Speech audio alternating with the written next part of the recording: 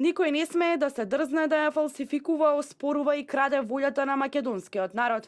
Сдруженијето на граѓани Македонско сонце од Флорида преку писмо порачува дека изборите на 11 декември беа најмирните, најфер и најдемократски избори досега, без ниту еден инцидент, и дека на Македонија ја потребна влада, која јасно ќе изразува волјата на граѓаните, а не влада која ќе биде по волјата на некој од надвор.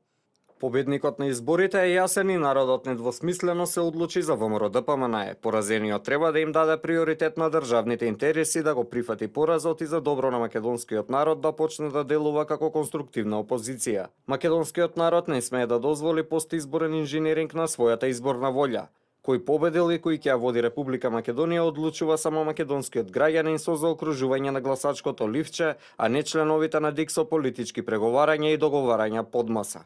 Реакција пристигне и од македонската заедница во Виндзор, Канада, во кое велат дека е потребна стабилна влада и лидер за државата да оди напред. Недопустливо, недозволиво и срамно е на честни луѓе да им биде одземено правото на глас.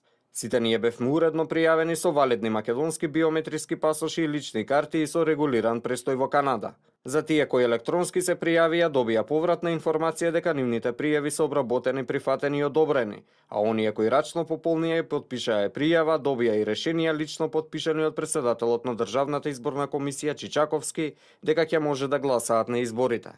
Реакции пристигнаа и од Сдруженијата на македонците од Колумбос, Охајо и Детройт и од обвинетите македонски организации на Западна Австралија.